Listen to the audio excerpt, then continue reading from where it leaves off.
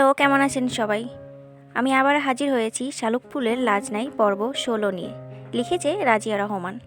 দিগন্ত জুড়ে মেঘ জমেছে, বিদ্যুৎ চমকাচ্ছে ভীষণ। এই বুঝি বর্ষণ শুরু হবে।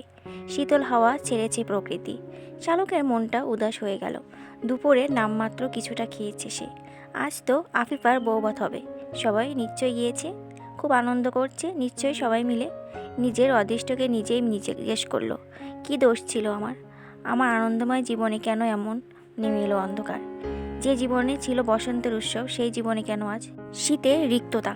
রিমা এনে তার ফোন দিয়ে গেল শালুককে। শালুক হ্যাঁ বলতে ধ্রুব বলল, এদিকে ভীষণ বৃষ্টি হচ্ছে শালুক, ওদিকেও হয়তো বৃষ্টি নামবে যে কোনো মুহূর্তে। তুই খবরদার বারান্দায় এসে দাঁড়াবি না কিছুতেই।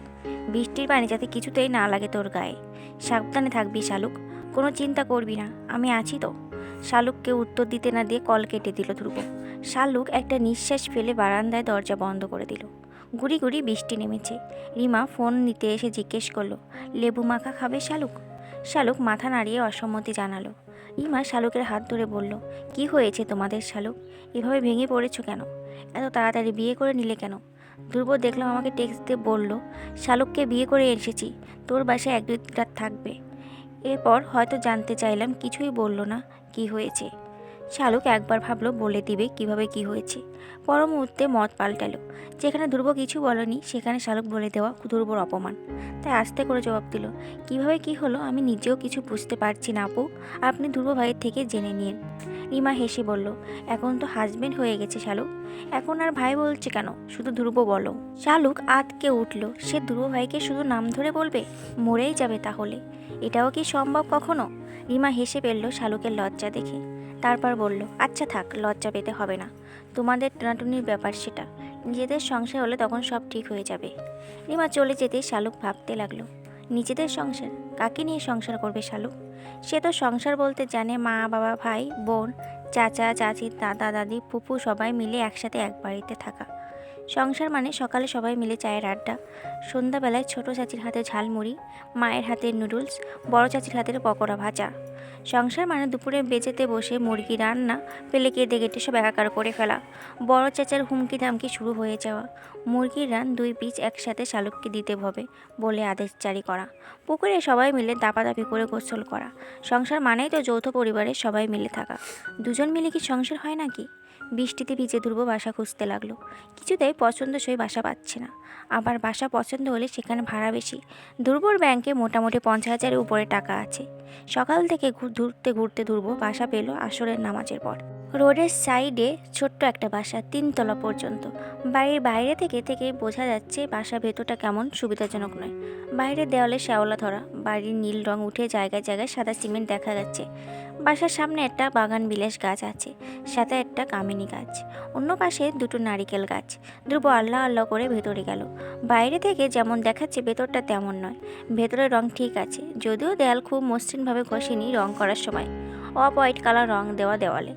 একতলায় 2টো করে ফ্ল্যাট, এক ফ্ল্যাটে 2টো বেডরুম, 2টো ওয়াশরুম, একটা কমন আর একটা অ্যাটাচ মাস্টার বেডরুমের সাথে একটা ডাইনিং আর একটা কিচেন। স্বস্তির ব্যাপার হলো 2 রুমেরই বারান্দা আছে। ওপরের তলায়ও ভাড়াটিয়া আছে, নিচের তলায়ও আছে, শুধু এই 2য় তলায় এই ফ্ল্যাটটা খালি, গত মাসে ভাড়াটিয়া চলে যাওয়ায়। তাছাড়া উপরের তলায় ভাড়া 12,000, 2 তলার ভাড়া হচ্ছে 15,000 টাকা। এই জন্য উপরের তলায় ওরা নিচের তলায় আসেনি। ধ্রুবর পছন্দ হলো বাসা। শালুককে কল দিল আবারও ধ্রুব। শালুক রিসিভ করতে জিজ্ঞেস করলো, শোন, একটা বাসা পেয়েছি বুঝলি, একটু ছোট রুম, 2 বেডরুম, একটা ডাইনিং ড্রয়িং, একটা কিচেন, 2টা ওয়াশরুম, 2টা বারান্দা, গ্যাস পানি বিদ্যুৎ সব আছে। যদিও বিদ্যুৎ বিল আমাদের 15,000 টাকা ভাড়া। এখন তুই কি বলিস, নিব? সারাদিন তো অনেক খুঁজলাম কিন্তু এরকম পেলাম না। বড় বাসা নিতে হলে ভাড়া আরও বেশি, আরও খুব ছোট 2 রুমের বাসা নিতে ইচ্ছে করছে না। শালুক অবাক হলো ধ্রুবর কথা শুনে। তারপর সে অবাক গলায় জিজ্ঞাসা করলো, আমাকে জিজ্ঞেস করছো কেন তুমি? আমার অনুমতির কি আছে? তোমার যেটা ভালো মনে হয় তাই করো। ধ্রুব বিরক্ত হয়ে বলল, বাসা কি আমার জন্যই নিচ্ছি? আমার একার সংসার হবে এখানে? বাসা তো তোর জন্য, দিন শেষে এই সংসার তোর, তুই ঘরে কর্ত্রী হবি। তোকে জিজ্ঞেস করবো না আমি?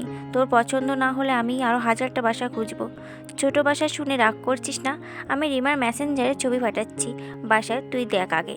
ধ্রুব কল কেটে দিল। শালুক কিছুই বুঝতে পারলো না, মাথা মুন্ডু। এসব ব্যাপারে শালুককে জিজ্ঞাসা করার কী আছে তাই ভেবে পাচ্ছে না শালুক। ধ্রুব ছবি পাঠাতে শালুক দেখতে লাগলো, কিন্তু তার মাথায় ঢুকলো না এখানে ভালো খারাপের কী আছে। এসব ব্যাপারে সে কীভাবে বুঝবে? ধ্রুব এবার ভিডিও কল দিল। শালুক ভিডিও কল দেখে কল কেটে দিল। ভিডিও কলে কথা বলতে লজ্জা লাগবে তার এখন ধ্রুবর সাথে। ধ্রুব অডিও কল দিল আবার। তারপর জিজ্ঞাসা করলো, পছন্দ হয়েছে? শালুক বলল, হ্যাঁ হয়েছে, পছন্দ। ধ্রুব মুচকি হেসে বলল, মন খারাপ করিস না শালুক, আমি তোকে আরও বড় বাসায় রাখবো ইনশাল্লাহ। আমাদের এই দুরবস্থা থাকবে না শালুক, সব ঠিক হয়ে যাবে দেখিস। একদিন তোকে আমি একটা ডুপ্লেক্স বাড়ি করে দেব। আমাদের সংসার জীবনের শুরুটা একটু কষ্টের হবে হয়তো, আমি প্রমিস করছি শালুক, তোর সেই কষ্ট আমি আমার ভালোবাসা দিয়ে দূর করে দেব। শালুক ভীষণ লজ্জা পেল এই কথা শুনে। দূর হয়ে এভাবে কথা বলছি কেন? শালুকের কান লাল হয়ে যাচ্ছে লজ্জায়। কেমন একটা অদ্ভুত শিহরণ জেগেছে শরীরে। দেহের প্রতিটি লোমকূপ পর্যন্ত শিহরিত হলো। ধ্রুব জিজ্ঞেস করলো, আজ রাতটা রিমার সাথে থাক, সকালে বাসায় নিয়ে আসবো তোকে। শালিক রাজু হলো না কিছুতে এখানে থাকতে। ভেজা গলায় বলল, আমি এখানে থাকবো না ধ্রুব ভাই। আমি এখানে থাকলে তুমি ওই বাসার সামনে রাস্তায় দাঁড়িয়ে সারা রাত মশার কামড় খাবে আর মশা মারবে, আমার তা সহ্য হবে না। ঢাকা শহরের মশারা মনে হয় খাবার পায় না বহু বছর ধরে। কাল সারা তোমার 2 হাত থামেনি এক মুহূর্তের জন্য। ধ্রুব অবাক হয়ে বলল, তুই সারা জেগেছিলি কেন শালুক? আমার তো এসব অভ্যাস আছে, তোর তো নেই, তুই কেন জেগেছিলি? শালুক উত্তর দিল, যেই কারণে আমাকে এখানে রেখে তুমি অন্য কোথাও গিয়ে থাকতে পারোনি, পাহারা দিতে চলে এসেছো, তেমনি আমিও পারিনি তোমাকে রাস্তার পাশে এভাবে বসে থাকতে দিতে একা। তোমাকে পাহারা দিয়েছি আমি। ধ্রুব ইমোশনাল হয়ে গেল শুনে, তবে অতি দ্রুত নিজেকে সামলে বলল, আমি আসছি তোকে নিয়ে আসতে। এটাই প্রথম আর এটাই শেষ রাত শালুক, এরপর থেকে আর তোকে একটা রাতও আমি একা থাকতে দিব না। ধ্রুব এলো মাগরিবের সময়, মিষ্টি নিয়ে এলো রিমাদের জন্য। বাসা নিচে দাঁড়িয়ে থেকে রিমাকে কল দিল শালুককে নিয়ে নিচে না যাওয়ার জন্য। রিমার হাতে মিষ্টির প্যাকেট দিয়ে বলল, আসি রিমা, অনেক উপকার করেছিস, সারা জীবন কৃতজ্ঞ থাকবো আমি তোর কাছে। রিমা হেসে বলল, তোর বউয়ের জন্য তো কিছুই করতে পারলাম না, ভালো থাকিস দুজনে। একটা রিক্সা ডেকে শালুককে নিয়ে উঠে গেল রিক্সায়। প্রথমে গেল শালুকের জন্য জামা কাপড় কিনতে। 3টি জামা, 1 জোড়া জুতো, তেল, সাবান, শ্যাম্পু নিল। নিজের জন্য 2টো লুঙ্গি আর 2টো টি-শার্ট, একটা তোয়ালে, একটা গামছা নিল। 1 প্যাকেট কয়েল, ড্যাশ লাইট, 2টো লাইট নিল বাসার জন্য। হোটেল থেকে রাতের খাবার নিয়ে নতুন বাসায় গেল। জামা কাপড় দেখে শালুকের মনে হলো আজ সারাদিন সে গোসল করেনি, সারা শরীর ঘামে চটচটে হয়ে আছে। বাথরুমে ঢুকে শালুক গোসল করে এলো। শালুকের পর ধ্রুব গোসল করতে গেল। বারান্দা দাঁড়িয়ে আনমনা শালুক ভাবতে লাগলো জীবন নিয়ে। এক জীবন এভাবে রং বদলাবে তা কি কখনো জানতো শালুক? আদনান বৌবাতে গেল না, বাসায় রয়ে গেল, কেউ তাকে যাবার জন্য সাপলো না।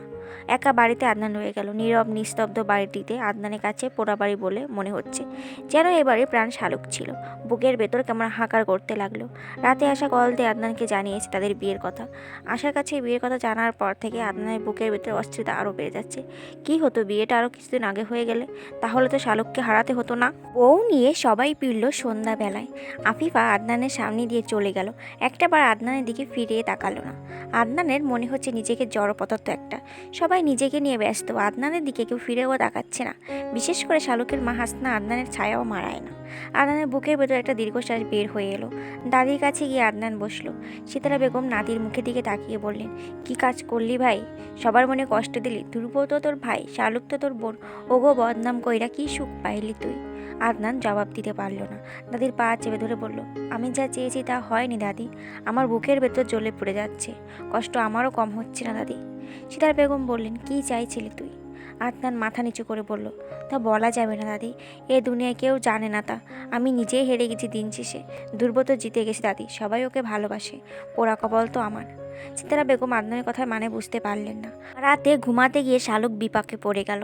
বালিশ নেই, বিছানা নেই, তশক নেই, কীভাবে ঘুমাবে এখানে? শালুকের বালিশ 3টে লাগে, 2টো মাথার নিচে আর একটা কোল বালিশ। ধ্রুব কোমল গলায় বলল, আজকে রাতটা একটু কষ্ট কর শালুক, আগামীকাল সব পেয়ে যাবি।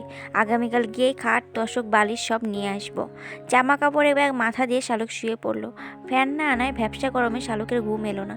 গ্রামে নিজেদের বাড়িতে আরামদায়ক বিছানায় শুয়ে ঘুমানো মেয়েটাকে এভাবে কোনো দিন ফ্লোরে শুয়ে ঘুমাতে হবে তা কি ভেবেছে কেউ কখনো? ধ্রুবর ভীষণ খারাপ লাগলো। আরামায়ে সে বিলাসিতায় যেই মেয়ে তেগেছে তাকে এভাবে রাখতে ধ্রুব বুকের ভেতর জ্বলে পড়ে যাচ্ছে।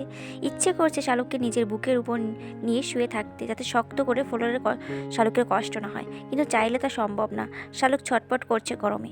ধ্রুব উঠে বসলো, তারপর শালুকের জন্য আনা জামার ক্যাটালগের কাগজ 3টি বের করে শালুককে বাতাস করতে লাগলো। কিছুক্ষণ গড়াগড়ি করার পর শালুক ঘুমিয়ে গেল। আজকে রাতও ধ্রুবর কাটলো নির্ঘুমভাবে।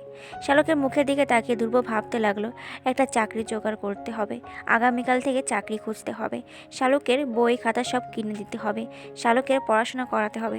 মাথায় এত চাপ থাকার পরেও ধ্রুবর ভালো লাগছে এই ভেবে যে শালুক তার কাছে আছে।